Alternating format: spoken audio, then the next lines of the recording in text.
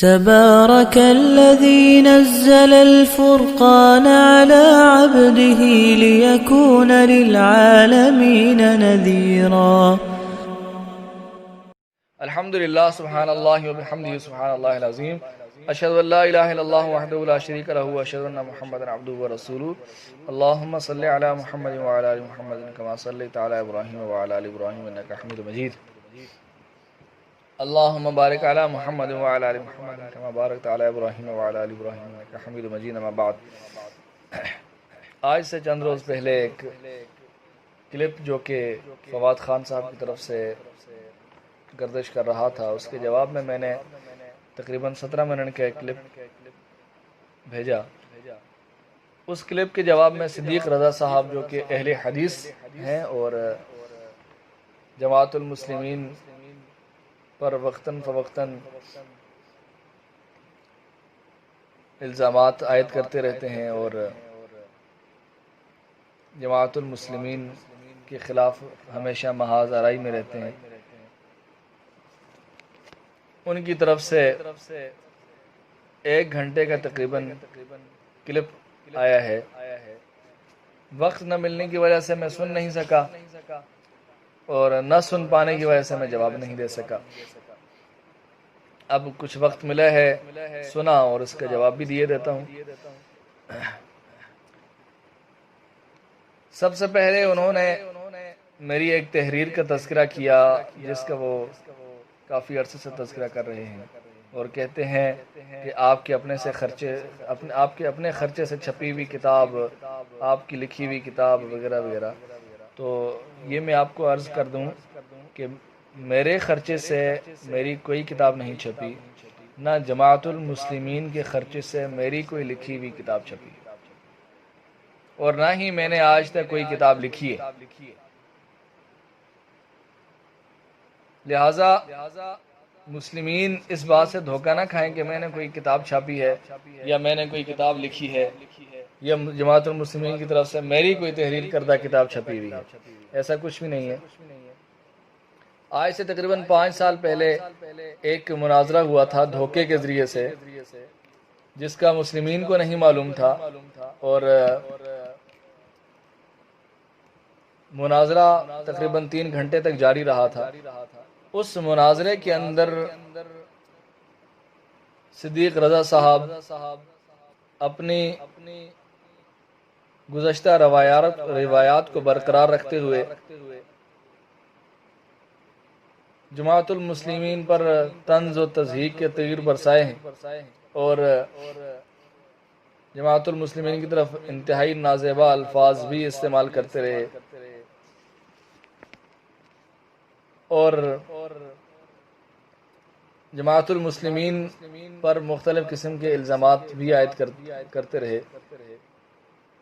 جو ان کی علمی باتیں تھیں جن کا جواب دینا اس وقت مناسب تھا، ہمارے متکلم ان کا جواب دیتے رہے، لیکن بار بار جب ان کو دہرایا گیا تو بار بار جواب نہیں دیا گیا. جب بار بار دہرایا گیا تو پھر ان سے وہ سوال دہرایا گیا جس کا یہ قیامت تک جواب نہیں دے سکتے کہ آپ اہل حدیث نام کا ثبوت دیں کہ قرآن و حدیث کے ماننے والوں کا نام اللہ تعالیٰ نے اہل حدیث رکھا ہے یا رسول اللہ صلی اللہ علیہ وسلم نے اہل حدیث رکھا ہے، یا اسلام کے ماننے والوں کا نام اللہ تعالیٰ نے اہل حدیث رکھا ہے یا رسول اللہ صلی اللہ علیہ وسلم نے اہل حدیث رکھا ہے، جس کا یہ زندگی بھر جواب نہیں دے سکتے، لیکن پھر بھی مصر ہیں اسی بات پر. دوسرا جو ان کے جو بار بار اعتراض کر رہے ہیں جماعت المسلمین کے حوالے سے، مسعود احمد صاحب کی ایک تحریر کو پیش کر کے کہ اللہ کے رسول صلی اللہ علیہ وسلم نے جماعت المسلمین نام رکھا اور مسلمین نے اس نام کو نہیں بدلا.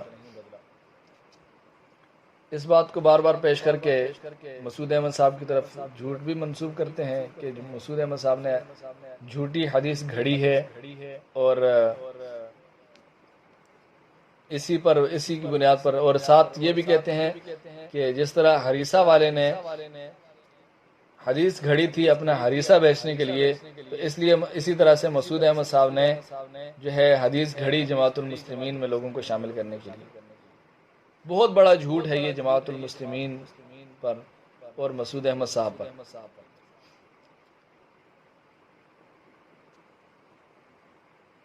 دراصل بات یہ ہے کہ اللہ کے رسول صلی اللہ علیہ وسلم نے ارشاد فرمایا تلزموا جماعت المسلمین و امامہم، صحیح بخاری سے مسلم کی متفق علیہ حدیث ہے۔ یہ حدیث اس قدر چبھتی ہے ان لوگوں کو کہ اس حدیث کی تعویل اور تحریف اس حدیث کے اندر کرنے میں کوئی کسر نہیں چھوڑتے، اور کیونکہ اللہ کے رسول صلی اللہ علیہ وسلم کا واضح احکامات موجود ہیں، جماعت المسلمین اور اس کے امام کے ساتھ وابستگی اختیار کرو، واضح حکم موجود ہے رسول اللہ صلی اللہ علیہ وسلم کا۔ باوجود اس حکم کے، اس حکم کو ماننے کے بجائے جس نے اس حکم کو مانا اور اس کے مطابق خود کو ڈھال لیا، جماعت المسلمین پر اعتراض کرنا شروع کر دیتے ہیں۔ بہرحال آج ہم سمجھتے ہیں کہ ان کی یہ بات کس حد تک درست ہے اور یہ کس حد تک صحیح ہے۔ اپنے نام کے حوالے سے ان کا یہ کہنا ہے، میں نے ان پر یہ سوال کیا تھا کہ دین کا نام اسلام ہے، کسی حدیث سے ثابت نہیں ہے، کسی قرآن مجید کی آیت سے ثابت نہیں۔ انہوں نے اس کے جواب میں عرض کیا کہ یہ اجماع سے ثابت ہے۔ گویا اسلام ان کے نزدیک نام ہے، کیونکہ ان کے نزدیک جب یہ اجماع سے ثابت ہے تو لہٰذا نام ہوا۔ اب اسی نام سے چلتے ہیں آگے۔ اسلام مصدر ہے، اور عربی کا ہر طالب علم یہ بات جانتا ہے کہ اسم الفاعل ہمیشہ مصدر سے نکلتا ہے۔ جیسے لفظ ہے ضربن، مثال بھی آپ کو دے دوں، ضربن لفظ ہے، اس کا مطلب ہوتا ہے مارنا۔ اب مارنے والے کو عربی کے اندر جو کہا جائے گا وہ اسی ضربن سے نکلے گا، صرف وزن کا فرق ہے۔ وہ کیا؟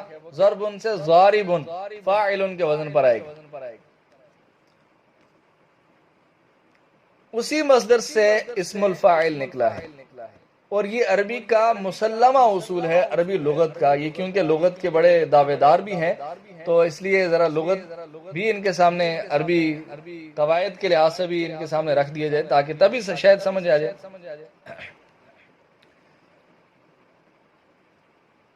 تو عربی کے اندر ہمیشہ اسم الفاعل مصدر ہی سے نکلتا ہے۔ اسلام کے ماننے والے کا نام بھی اسی لفظ، اسی مصدر سے نکلنا چاہیے، اور یقیناً اسی لفظ سے نکلا ہوا ہے۔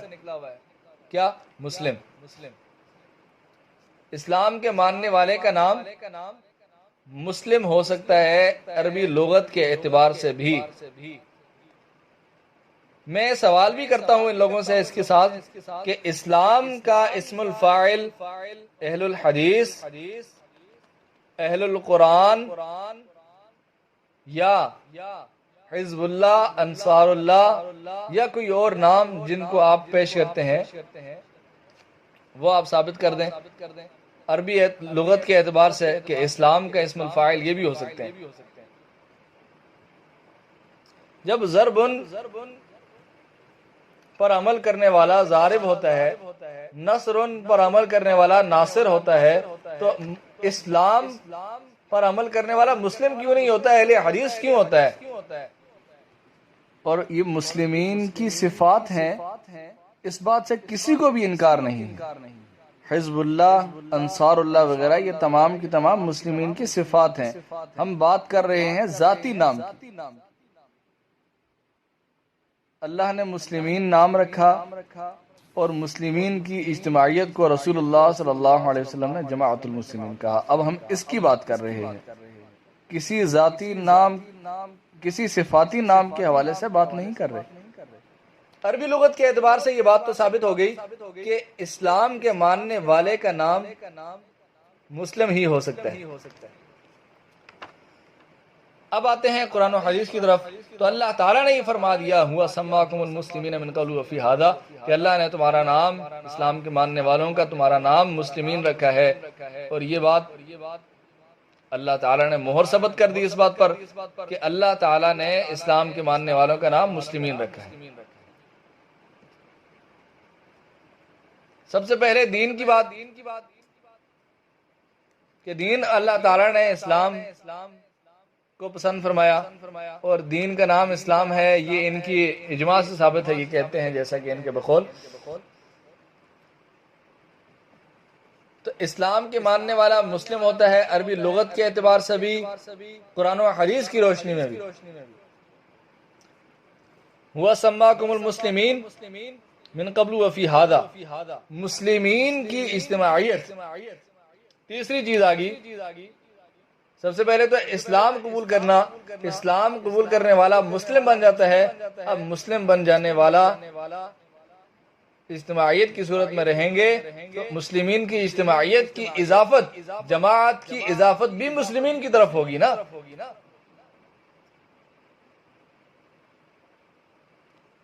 جب نام اسلام ہے دین کا، دین کے ماننے والے کا نام مسلم ہے، تو اجتماعیت کی اضافت بھی مسلم ہی کی طرف ہونی چاہیے. تو یہ اضافت بھی ہمیں مل جاتی ہے اللہ کے رسول صلی اللہ علیہ وسلم کے فرامین مبارک سے. تلزموا جماعت المسلمین و امامهم.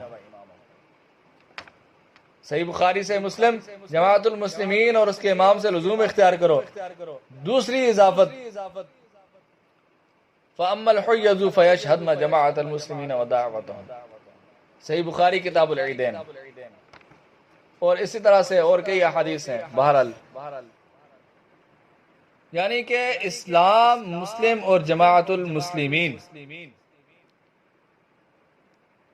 یہ تینوں عربی گرامر کے اعتبار سے اور قرآن و حدیث کی روشنی میں بالکل درست ہیں.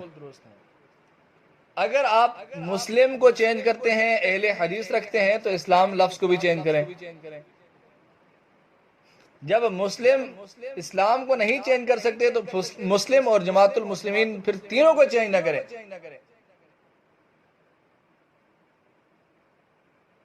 یہ کیسے ہو سکتا ہے کہ اسلام کے ماننے والا تو اہل حدیث ہو گیا، اہل حدیث کی اجتماعیت جماعت اہل الحدیث ہو گئی، اور جو اس کے لغوی اعتبار سے جو اس کی جو نام ہے وہ بھی ترک کر دیا جائے، اور لغوی اعتبار سے جو اس کی اجتماعیت ہے اسے بھی ترک کر دیا جائے، اور پھر بھی کہیں ہم اہل الحدیث ہیں. حدیث کا بھی انکار کرتے ہیں، قرآن مجید کی آیت کا بھی انکار کرتے ہیں، پھر بھی کہتے ہیں ہم اہل الحدیث. اور یہ کتنے اہل الحدیث ہیں، کتنا کچھ حدیث پر عمل کرتے ہیں، یہ تو آپ ان کی باتوں سے اندازہ لگا سکتے ہیں. جو لوگ اپنے اخلاق کے اندر حدیث نہیں لا سکتے، وہ کسی اور بات پر کہاں حدیث پر عمل پیرا ہوتے ہیں. جو چیز اللہ تعالیٰ کے ہاں مبغوض چیز ہے، اسے ہی اپنی زندگی میں نہیں اپنا سکے، اس کو اپنی زندگی سے نہیں نکال سکے، تو یہ باقی چیزیں کہاں نکلیں گی ان کے دل سے؟ باقی احادیث کو کیسے یہ تسلیم کر لیں گے؟ بہرحال اس حدیث کے مقابلے کے اندر ایک اور حدیث بھی پیش کی جاتی ہے، اس پر بھی آپ کے سامنے اس حدیث کو بھی پیش کر دیا جائے. مسند بزار کی حدیث ہے جس کے اندر یہ الفاظ ہیں تلزموا جماعت الناس و امام، یعنی جماعت الناس اور اس کے امام سے لزوم اختیار. اب ہم جماعت الناس جو ہے اس کے اصل معنی کی طرف چلتے ہیں. الناس جو لفظ ہے قرآن مجید میں تمام انسانیت کے لیے استعمال ہوا. یا ایھا الناس اعبدوا ربکم الذی خلقکم والذین من قبلکم لعلکم تتقون، سورہ بقرہ. کہ اے انسانوں، اپنے اس رب کی عبادت کرو جس نے تمہیں پیدا کیا ہے.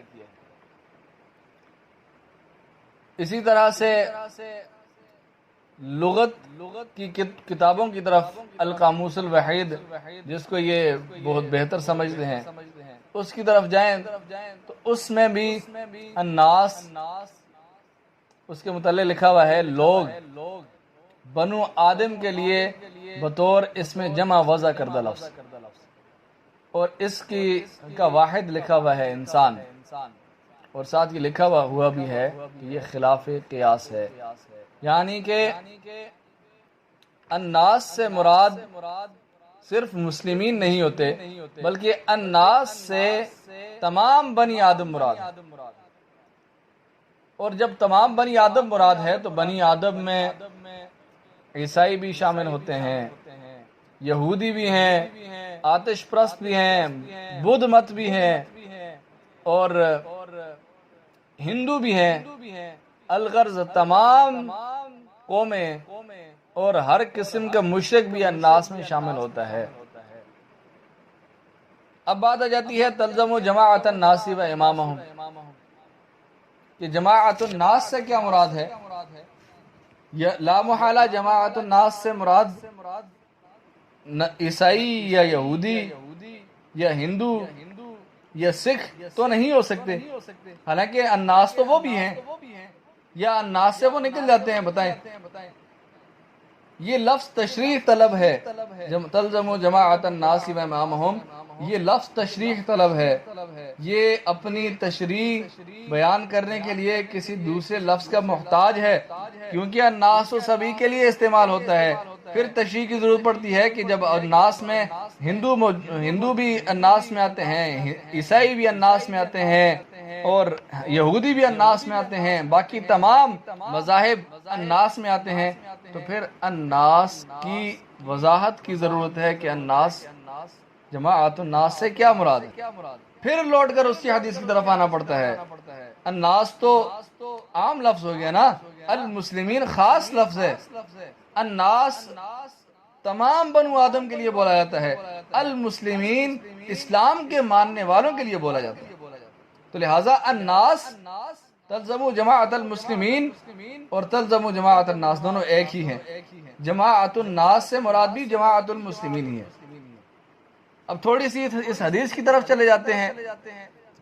یہ حدیث تمام کتابوں میں حذیفہ بن یمان رضی اللہ عنہ سے مروی ہے، اور حذیفہ بن یمان رضی اللہ عنہ سے ابو ادریس خولانی روایت کرتے ہیں، ان سے بسر بن عبید اللہ روایت کرتے ہیں، ان سے عبد الرحمن بن یزید بن جابر روایت کرتے ہیں، ان سے ولید بن مسلم روایت کرتے ہیں، ولید بن مسلم سے ان کے 4 شاگرد روایت کرتے ہیں۔ ان 4 شاگردوں میں صحیح بخاری کی جو احادیث ہیں اور صحیح مسلم کے اندر جو حدیث ہے وہ محمد بن المثنی روایت کرتے ہیں، اور صحیح بخاری میں ایک جگہ پر یحییٰ بن موسیٰ روایت کرتے ہیں۔ مستخرج ابی عوانہ میں اگر نکالیں تو علی بن سہل الرملی روایت کرتے ہیں، اور معجم ابن عساکر میں اگر دیکھیں تو محمد بن یزید روایت کرتے ہیں۔ محمد بن المثنی، یحییٰ بن موسیٰ، علی بن سہل الرملی اور محمد بن یزید، یہ 4 راوی اس حدیث کو روایت کرنے والے ہیں۔ ان 4 راویوں نے جو الفاظ روایت کیے ہیں وہ تلزم جماعت المسلمین و امامہم۔ 5واں راوی احمد بن المقدام، یہ روایت کرنے والے ہیں۔ مسند بزار کے اندر جو روایت ہے وہ ولید بن مسلم سے احمد بن المقدام روایت کرنے والے ہیں، اور انہوں نے جو الفاظ روایت کی ہیں وہ جماعت الناس کے الفاظ ہیں۔ 4 راوی ایک ہی امام کے شاگرد ہیں، ولید بن مسلم کے، اور ان شاگردوں کے اندر 4 راوی تو تلزم جماعت المسلمین و امامہم روایت کرتے ہیں، 5واں راوی ایک تلزم جماعت الناس و امامہم روایت کرتا ہے۔ تو اس اعتبار سے 4 راویوں کی بات زیادہ قابل قبول ہے، یہ ایک راوی کی بات زیادہ قبول ہے۔ یقیناً 4 راوی جو بات بیان کر رہے ہیں وہ بات زیادہ مضبوط ہے اس کی نسبت کہ جو ایک راوی بیان کر رہا ہے، اور 5 شاگردوں میں سے ایک راوی اگر ایسے الفاظ بیان کر رہا ہے جو 4 نے نہیں بیان کیے، اس کا کیا مطلب ہوتا ہے کہ یہ روایت کرنے والے جو راوی ہیں ان سے کہیں خطا ہوئی ہے۔ یقیناً احمد بن المقدام ثقہ راوی ہیں، صدوق ہیں، اور یہ صحیح بخاری سے مسلم کے راوی ہیں، لیکن اس روایت کے اندر انہوں نے 4 اپنے معاصرین کی مخالفت کی ہے۔ وہ مخالفت کیا ہے کہ انہی کے 4 معاصرین تلزم جماعت المسلمین و امامہم روایت کرتے ہیں، اور یہ روایت کرتے ہیں تلزم جماعت الناس و امامہم۔ تو ایسی روایت کوئی شاذ روایت کہتے ہیں۔ بہرحال اگر یہ حدیث صحیح بھی ہے، میں یہ نہیں کہتا کہ یہ حدیث ضعیف ہے، کیونکہ اس کی سند مکمل طور پر صحیح ہے، سند ہے، لیکن اس کا متن دوسری صحیح اور 4 ثقہ صدوق اور یہ صحیح بخاری سے مسلم کے راویوں کے خلاف ہے، تو لہٰذا اس روایت کے متن کے اندر راوی سے غلطی ہوئی ہے، اور یہ ممکن ہے، کیونکہ 4 غلط نہیں ہو سکتے، 1 غلط ہو سکتا ہے۔ اور اگر اس کے معنی سمجھنا چاہیں تو معنی وہی ہے جو جماعت المسلمین کے ہے۔ جماعت الناس سے مراد بھی جماعت المسلمین ہی ہے، جماعت الناس سے کبھی آپ جماعت اہل الحدیث مراد نہیں رہ سکتے۔ بہرحال یہ بات بھی سمجھ میں آ گئی کہ جماعت المسلمین ہی اجتماعیت ہے مسلمین کی، اور اس حدیث کو روایت کرنے والے 4 راوی ہیں۔ ولید بن مسلم کے شاگرد 5ویں راوی نے جو بیان کیا ہے وہ تلزم جماعت الناس ہے، اور یقیناً ایک راوی سے غلطی کا ہونا ممکن ہے 4 راویوں کی نسبت، تو لہٰذا ایک راوی کی اس بات کو غلطی پر محمول کیا جا سکتا ہے، 4 راویوں کی بات کو غلطی پر محمول نہیں کیا جا سکتا، جبکہ وہ روایت صحیح بخاری سے مسلم کے اندر بھی موجود ہے۔ اور پھر یہ اسی جماعت المسلمین کے کہتے ہیں کہ یہ آپ کی جماعت دینی جماعت نہیں ہے، لہٰذا آپ جماعت المسلمین کو چھوڑ دیں۔ اللہ کے رسول صلی اللہ علیہ وسلم فرماتے ہیں تلزم جماعت المسلمین و امامہم، کہ جماعت المسلمین کو پکڑ لو، یہ کہتے ہیں جماعت المسلمین کو چھوڑ دو۔ اصل میں ان کا مقصد یہی ہے کہ جماعت المسلمین ختم ہو جائے، جماعت المسلمین نہ رہے، جیسے انہوں نے پہلے جماعت المسلمین ختم کی اور فرقوں میں بٹ گئے، آج بھی یہی کہتے ہیں کہ کسی طرح لوگ فرقوں میں بٹے رہیں اور ہمارا کام چلتا رہے، اور اس طرح سے لوگوں کو اپنی طرف مائل کیے ہوئے ہیں، لوگوں کو جھوٹ بیان کر کے لوگوں کو اپنی طرف مائل کیے ہوئے ہیں، اس سے کچھ حاصل ہونے والا نہیں ہے۔ میں نے مثال دی تھی کہ اللہ تعالیٰ نے مسلمین کو اجتماعیت کے ساتھ رہنے کا حکم دیا ہے، ساتھ یہ آیت پڑھی تھی کہ اللہ نے فرمایا وَاعْتَصِمُوا بِحَبْلِ اللَّهِ جَمِيعًا وَلَا تَفَرَّقُوا۔ اس آیت کو پڑھنے کے بعد، یہ آیت انہوں نے سنانے کے بعد مجھ پر جو جھوٹ باندھا وہ یہ کہ کہنے لگے آپ کو جمیعاً کا مطلب نہیں آتا، اور آپ کو کتنا آتا ہے وہ بھی دیکھ لیتے ہیں، وہ بات کی بات ہے۔ دوسرا جھوٹ یہ باندھا کہ آپ مجھ پر یہ جھوٹ باندھا کہ میں نے حبل اللہ سے مراد جو ہے وہ جماعت المسلمین کو لیا ہے۔ کہتے ہیں آپ کے نزدیک حبل اللہ جماعت المسلمین، حبل اللہ سے مراد جماعت ہے، جبکہ حدیث پھر اس کے بعد پڑھی کہ اللہ کے حبل اللہ سے مراد جو ہے وہ قرآن و حدیث ہے۔ میں نے کسی بھی اپنے کلپ میں یہ نہیں کہا کہ حبل اللہ سے مراد جماعت المسلمین ہے، نہ اس کلپ میں کہا تھا، نہ اس سے پہلے کبھی کسی کلپ میں کہا ہے۔ یہ انہوں نے مجھ پر جھوٹ باندھا ہے کہ میں نے یہ کہا ہے حبل اللہ سے مراد جماعت المسلمین ہے۔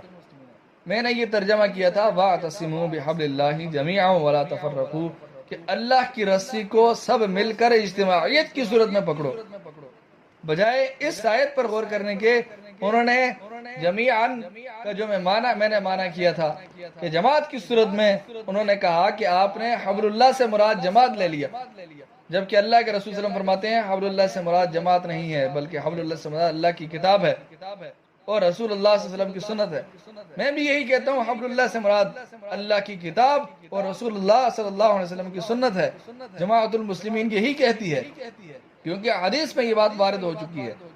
لیکن جمیعاً کا جو آپ نے ترجمہ کیا ہے اس سے معلوم ہو جاتا ہے کہ مسعود احمد صاحب انجینئر ہو کر زیادہ صحیح تھے یا آپ عربی لغت کے ماہر ہو کر زیادہ صحیح ہیں۔ کہتے ہیں جی کہ آسان عربی لغت کی کتاب میں آپ کو بتاتا ہوں، القاموس الوحید، القاموس الوحید سے ترجمہ پیش کیا جمیعاً کا، کہ جمیعاً جو ہے اس کا مطلب سب مل کر نہیں ہوتا، بلکہ جمیعاً کا مطلب ہوتا ہے سب، اور برائے تاکید لفظی آگے مثالیں پیش کی۔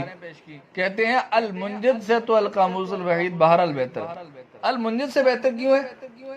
اس لیے کہ المنجد کے اندر بالکل جو معنی تھا وہ عین وہ معنی تھا جو میں نے کیا تھا، اور یہ ان کا کچا چٹھا کھول دیتا ہے، تو لہٰذا المنجد سے بہرحال بہتر ہے۔ اور پھر ایسے کیسے معلوم ہو جاتا کہ یہ عربی لغت کے ماہر ہیں؟ لہٰذا انہوں نے صرف اور صرف القاموس الوحید کا سہارا لیا اور اس سے یہ پیش کرنے کی کوشش کی کہ عربی لغت سے جماعت المسلمین ناواقف ہے، اس لیے ایسے ترجمہ کرتی ہے۔ اور ساتھ ساتھ یہ بھی کہا کہ مسعود احمد صاحب کا یہ خود ساختہ ترجمہ ہے۔ دیکھیے المنجد کے اندر الجمیع کا ترجمہ کیا لکھا ہوا ہے؟ المنجد کے اندر لکھا ہے الجمیع کا ترجمہ لوگوں کی جماعت، جمع شدہ، لشکر اور تاکید کے موقع پر بولا جاتا ہے۔ آگے مثال دی جاؤ جمیعہم، کہ وہ سب لوگ آئے، رأی جمیع ٹھیک رائے وغیرہ وغیرہ، اس طرح کی آگے انہوں نے الجمیعۃ، اور اس کا مطلب لکھا ہے اجتماع۔ المنجد کے اندر اس کا یہ معنی لکھا ہے، یعنی جو معنی میں نے کیا تھا جمیع کا وہ معنی المنجد کے اندر لکھا ہوا ہے، تو لہٰذا یہ معنی تو انہیں چپتا تھا، اس لیے القاموس الوحید کی طرف چلے گئے۔ اسی طرح سے مصباح اللغات کے اندر بھی الجمیع کا معنی یہی لکھا ہوا ہے، لوگوں کی جماعت، جمع شدہ اور لشکر، اور تاکید کے لیے بھی بولا جاتا ہے۔ یہ کیونکہ لکھنے والے جو ہے مصباح اللغات جو لکھنے والے ہیں انہوں نے ہی ترجمہ کیا ہے المنجد کا، اور المنجد کے ترجمہ اور تحقیق میں کئی اور علماء بھی شامل تھے، جبکہ القاموس الوحید لکھنے والے ایک ہی شخص ہے، علامہ وحید الزماں قاسمی کیرانوی۔ انہوں نے جو ترجمہ لکھا ہے سب، اور سب بھی جمع کے لیے بولا جاتا ہے، ایک کے لیے تو بولا نہیں جاتا، تو لہٰذا آپ یہ سب کہہ کر لوگوں کو غلط ترجمہ کی طرف مائل نہ کریں۔ صحیح ترجمہ کیا ہے؟ وہ ہے اللہ کی رسی کو سب مل کر پکڑ لو، یہ سب اجتماعیت کی صورت میں پکڑ لو۔ اس بات کی تائید کے اندر اس آیت کا اگلا حصہ بھی ہے، اللہ تعالیٰ کا فرمان۔ آیت پوری سنیں، وَاعْتَصِمُوا بِحَبْلِ اللَّهِ جَمِيعًا وَلَا تَفَرَّقُوا، اللہ کی رسی کو سب مل کر اجتماعیت کی صورت میں پکڑو، وَلَا تَفَرَّقُوا، اور فرقہ فرقہ نہ بنو۔ یہاں ایک چیز کا حکم دیا جا رہا ہے اور دوسری چیز سے منع کیا جا رہا ہے، افتراق سے منع کیا جا رہا ہے، وَلَا تَفَرَّقُوا، افتراق کی ضد اجتماعیت کے ساتھ رہنے کا حکم دیا جا رہا ہے۔ آیت کا اگلا حصہ ان کے معنی کی تردید کر دیتا ہے، اس سے یہ معلوم ہو جاتا ہے کہ یہ کس قدر اپنی بات میں سچے ہیں کہ یہ عربی لغت کے ماہر ہیں۔